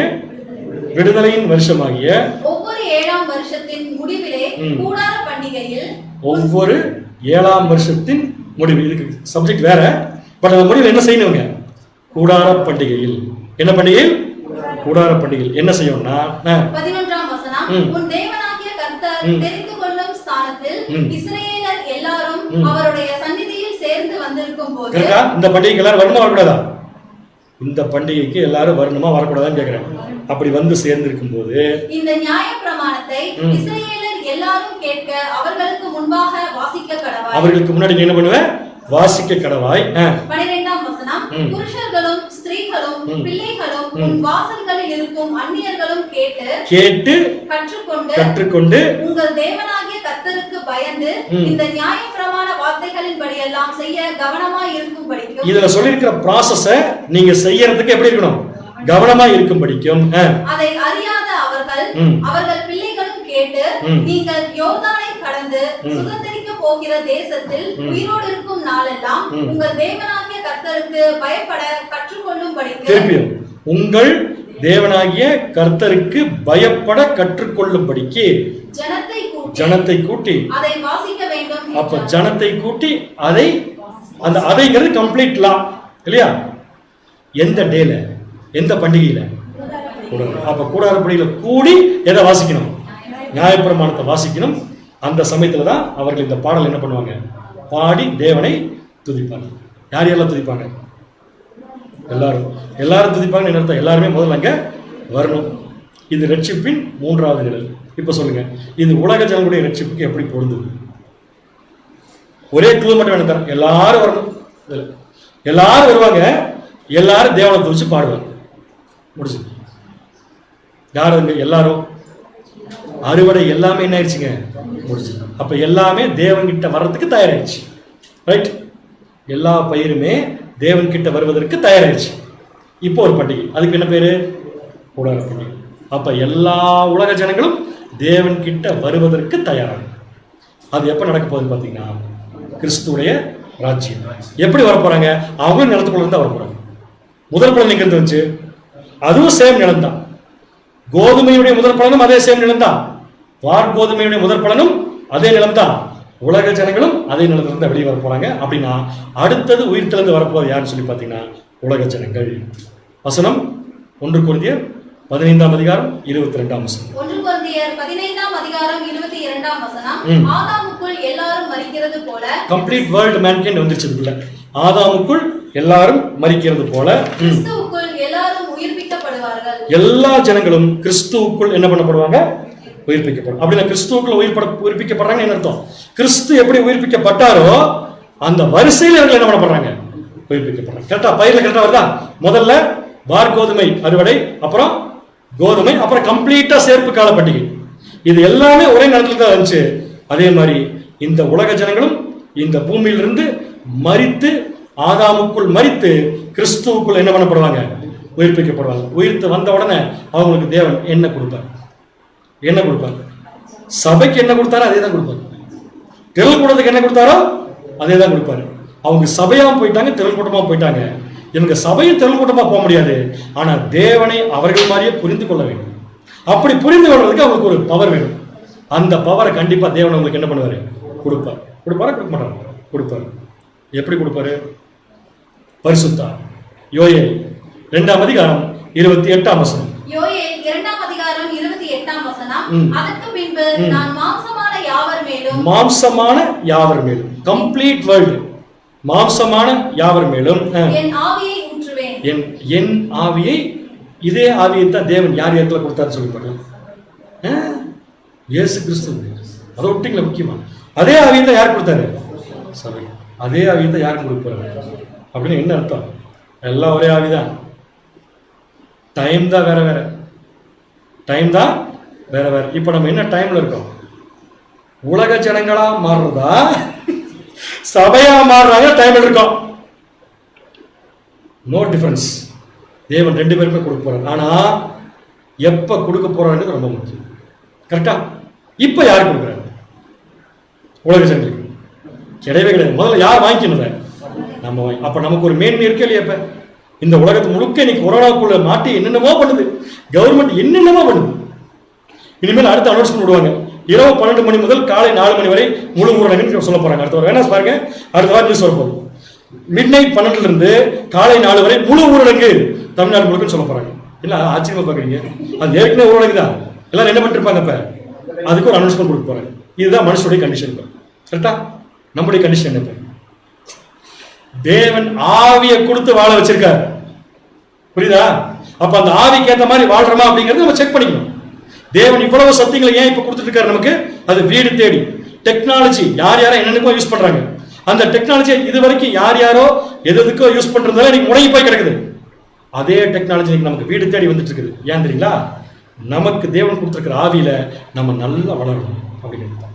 சோ உலக ஜனங்களுக்கு எப்படி கொடுக்குறாமா? யாவர் மேலும் என் ஆவியை ஊற்றுவேன்.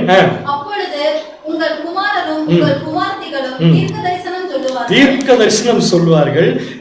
என்ன தீர்க்க தரிசனம் சொல்லுவாங்க உலக ஜனங்க? ஆவியை ஊத்துனா உலக ஜனங்க என்ன தீர்க்க தரிசனம் சொல்லுவாங்கன்னு கேட்டேன். என்ன தீர்க்க தெரியுமா? தேவன் ஒருவரே உன்னதமான கடவுள் சொல்லுவாங்க. அதுதாங்க நம்பர் 1 ப்ராபசி. அதை எல்லார் வாயிலிருந்து தேவன் வர வைக்க போறாங்க. பட் அவங்க வாயிலிருந்து அது வரும்னா இன்னைக்கு நம்ம வாயிலிருந்து சத்தியம் வரணும். நம்ம வாழ்க்கையிலிருந்து தேவனுடைய பிரதிபலிப்பு வரணும் அப்படிங்கிறது ரொம்ப ரொம்ப முக்கியம். கரெக்டுங்களா? அப்புறம் பாட்டு வேற பாடுவாங்க உலக ஜனங்கள். சந்தோஷம் ஓவராச்சுன்னா பாட்டு தானே. அதே 113ஆம் சங்கீதம் இஸ்ரேல் ஜனங்கள் பாடுற சங்கீதத்தை நாளைக்கு அவங்க பாடுவாங்க. 113ஆம் சங்கீதம் 2ஆம் வசனம் 3ஆம் வசனம். 113ஆம் சங்கீதம் 2 மற்றும் 3ஆம் வசனம். இது முதல் என்றென்றைக்கும் கர்த்தருடைய நாமம் ஸ்தோத்திரிக்கப்பட கடவுது. எவ்வளவு பெரிய ப்ராபசி இல்லையா? எல்லா ஜனங்களும் தேவனை ஏத்துக்கிட்டு தேவன் ஒருத்தரே உன்னதமான கடவுள் சொல்லி புரிஞ்சு கொள்றதுதான் ரட்சிப்பின் திட்டத்துடைய ஃபைனல் பாயிண்ட். 113:3 வாசிங்க. 3ஆம் வசனம். சூரியன் உதிக்கும் திசை தொடங்கி அது அஸ்தமிக்கும் திசை மட்டும் கர்த்தருடைய நாமம் துதிக்கப்படுவதாக. கர்த்தருடைய நாமம் என்ன பண்ணப்படும்? துதிக்கும். யார் துதிப்பாங்க? கம்ப்ளீட்டா உலக ஜனங்கள். இந்த உலக ஜனங்கள் எல்லாருமே இந்த ரட்சிப்புக்குள்ள வரப்போற விஷயத்த தேவன் அவருடைய பண்டிகைகளுக்குள்ள கூட என்ன பண்ணியிருக்காருன்னு பார்த்தீங்கன்னா வச்சிருக்காரு. பாட்டு எப்போ வரும்? சுவிட்ச் போட்டால் வரும்னு சொல்லாதீங்க. பாட்டு எப்போ வரும்? சந்தோஷம். சந்தோஷம் வர எல்லாருக்குமே பாட்டு வருமா? பதில மாத்திட்டீங்க. இருக்குல்ல, சந்தோஷம் வர எல்லாருக்கும் பாட்டு வராது. சந்தோஷம் ஓவர் ஆயிடுச்சுன்னா பாட்டு வரும் இல்லையா? அப்படித்தான் உலக ஜனங்கள் பாட போறாங்களாமா. ஏசாயா 35ஆம் அதிகாரம் 10ஆம் வசனம். ஏசாயா 35ஆம் அதிகாரம் 10ஆம் வசனம். கர்த்தரால் மீட்கப்பட்டவர்கள் திரும்பி ஆனந்த களிப்புடன் பாடி சீயோனுக்கு வருவார்கள். நித்திய மகிழ்ச்சி அவர்கள் தலையின் மேல் இருக்கும். சந்தோஷமும் மகிழ்ச்சியும் அடைவார்கள். சஞ்சலமும் தவிப்பும் ஓடிப்போம். இந்த உலக ஜனங்களுடைய மகிழ்ச்சி, உலக ஜனங்களுடைய மகிழ்ச்சி கேட்டா மகிழ்ச்சி என்ன தெரியுங்களா? வேற ஒண்ணுமே கிடையாது. எங்களுக்காக உலக ஜனங்கள் ஃபீல் பண்ண நாளைக்கு வாய்ப்பு இருக்கு. ரான்சம் கொடுத்த நம்முடைய ஆண்டவராக இயேசு கிறிஸ்துவை அவங்க விசுவாசிப்பாங்க. அவரை மட்டுமா? அந்த பயிர் மட்டும் வளர்ந்தா பத்தாது. அடுத்தது எல்லாரையும் ரட்சிக்க போற ஒரு குரூப்பும் நமக்காக வளர்ந்துருக்கான்னு சொல்லிட்டு சபையை பத்தியும் அவங்க என்ன பண்ணுவாங்கன்னா தெரிஞ்சுக்குவாங்க. அப்படி தெரிஞ்சுக்கும் போது அது இன்னும் அவங்களுடைய மகிழ்ச்சியை கூட்டக்கூடிய விஷயமா தான் இருக்கும். ஏன்னா ஒருத்தர் வாழ்ந்த வாழ்க்கை இத்தனை ஜனங்களுக்கு முன்னாடி இவ்வளவு பெரிய விஷயமா இன்னைக்கு தியாகமா இருக்கு. நம்முடைய ஆண்டவராக இயேசு கிறிஸ்து 1,40,000 பேர் கிறிஸ்துவா தான் வாழ போறாங்க. அவங்க வாழ்க்கையை அவங்க படிப்பாங்க இல்லையா? அப்படி படிக்கும்போது கண்டிப்பா என்னதான் வரும்? சந்தோஷம். அந்த சந்தோஷம் என்ன சொல்லுவாங்க? நாமளும் இவங்க மாதிரி என்ன பண்ணுங்க இருக்கணும் அப்படிங்கிற எண்ணம் கட்டாயமா வரும். என்ன சொல்லுவாங்கன்னா 106ஆம் சங்கீதம் 48ஆம் வசனம். 106ஆம் சங்கீதம் 48ஆம் வசனம்.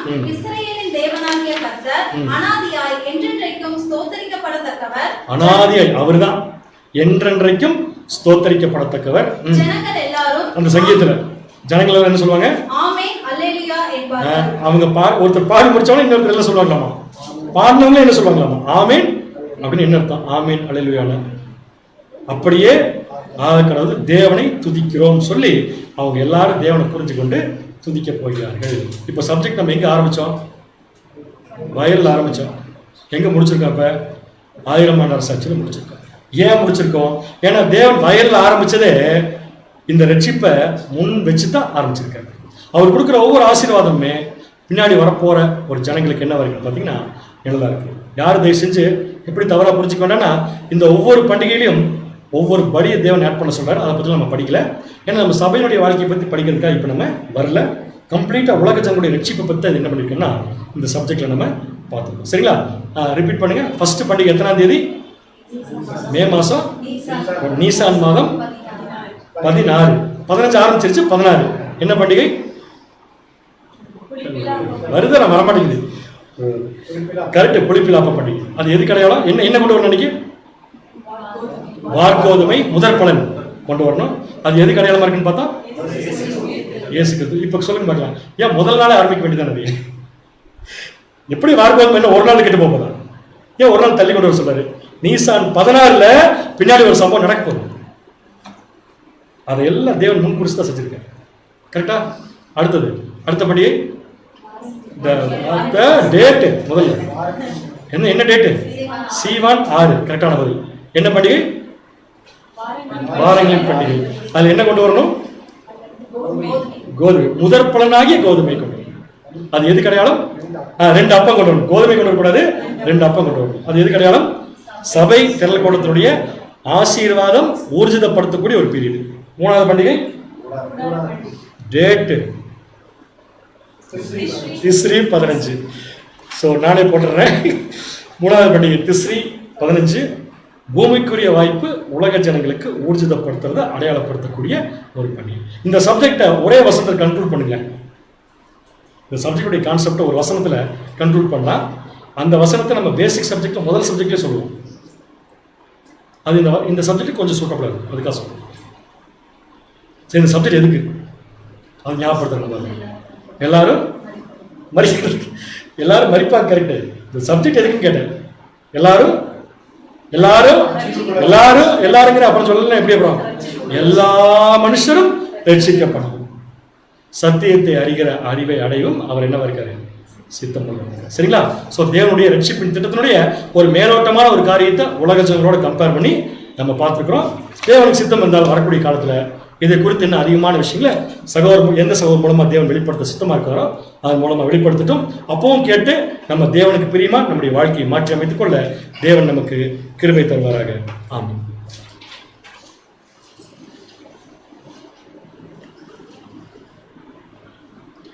சத்தியத்தை வெளிப்படுத்தின பிதாவாகிய தேவனுக்கு நமது ஆண்டவராகிய இயேசு கிறிஸ்து மூலமாக நாம் நன்றியில் எடுத்துக்கொள்வோம். அதே போல தூது கொடுத்த நம்முடைய அன்பு சகோதரருக்கு சபையின் சார்பாக அன்பையும் வாழ்த்துக்களையும் தெரிவித்துக் கொள்கிறோம். இன்றைய நாளுக்குரிய இரவின் இனிய கீதத்தை நமது அன்பு சகோதரர் கார்த்திகேயன் அவர்களை ஏறெடுக்கும்படியாக சபையின் சார்பாக அன்புடன் அழைக்கிறோம்.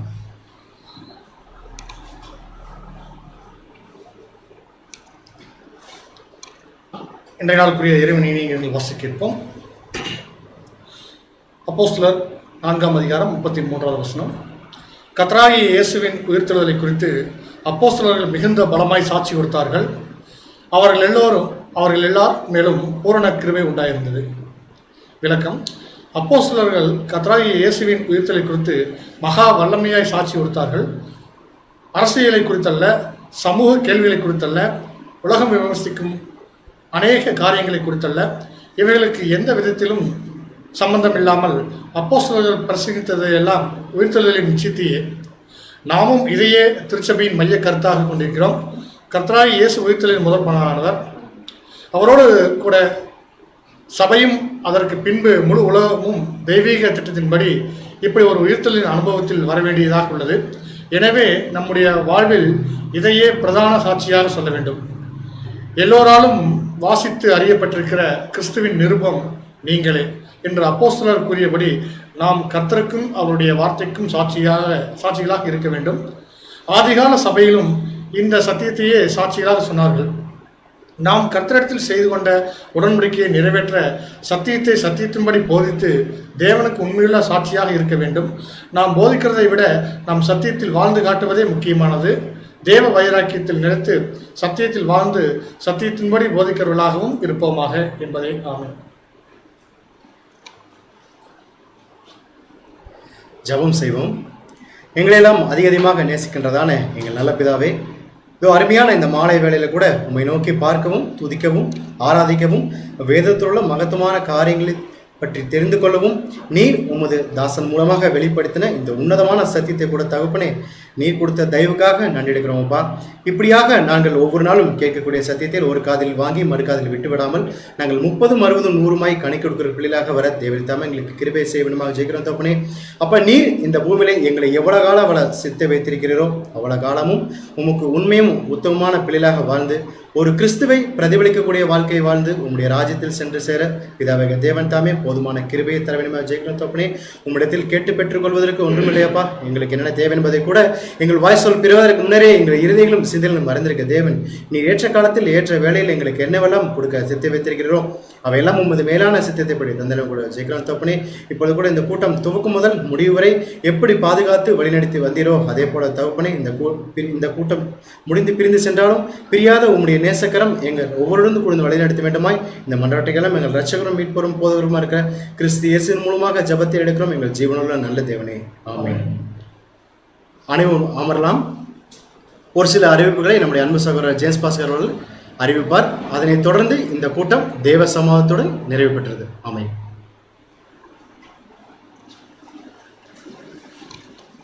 அன்புக்குரிய சகோதர சகோதரிகளே, நல் மனசாட்சியின் உடன்படிக்கை அறிவிப்பு. இப்போ உங்களுக்கெல்லாம் ஸ்க்ரீனில் வந்து 4 பேர், அதாவது 2 சகோதரர்கள் 2 சகோதரிகள் வந்து இருக்கிறது உங்களுக்கு தெரிஞ்சிருக்கும். அது மேலே உங்களுக்கு விளக்கமும் போட்டிருக்காங்க நம்முடைய சகோதரர்கள். அதாவது இன்றைய நாளில் வந்து வள்ளியூர் கிளை சபையை சார்ந்த 4 பேர், 2 சகோதரர்கள் 2 சகோதரிகள் தேவனோடு நல் மனசாட்சி உடன்படிக்கை இன்றைக்கி எடுத்துருக்கிறாங்க. அவங்க ரொம்ப நாளைக்கு முன்னாடி எடுக்க வேண்டியது நம்ம இந்த லாக்டவுன் பீரியட் காரணமாக எங்கேயுமே நம்ம சபை கூடுதல் இல்லாதனால செய்ய முடியல. இப்போ சகோதரர்கள் வந்து செஞ்சுருக்கிறாங்க. அவங்களுடைய பெயர்களை நான் வாசிக்கிறேன்.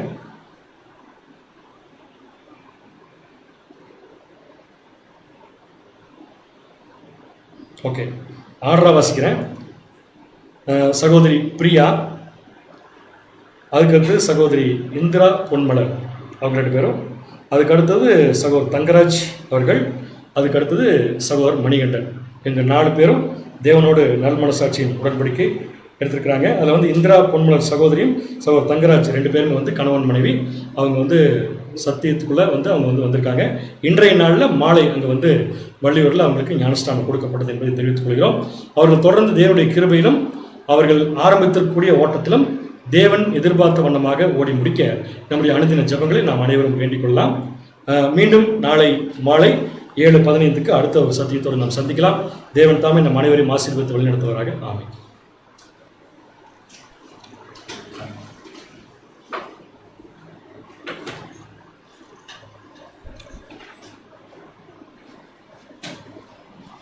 Yes,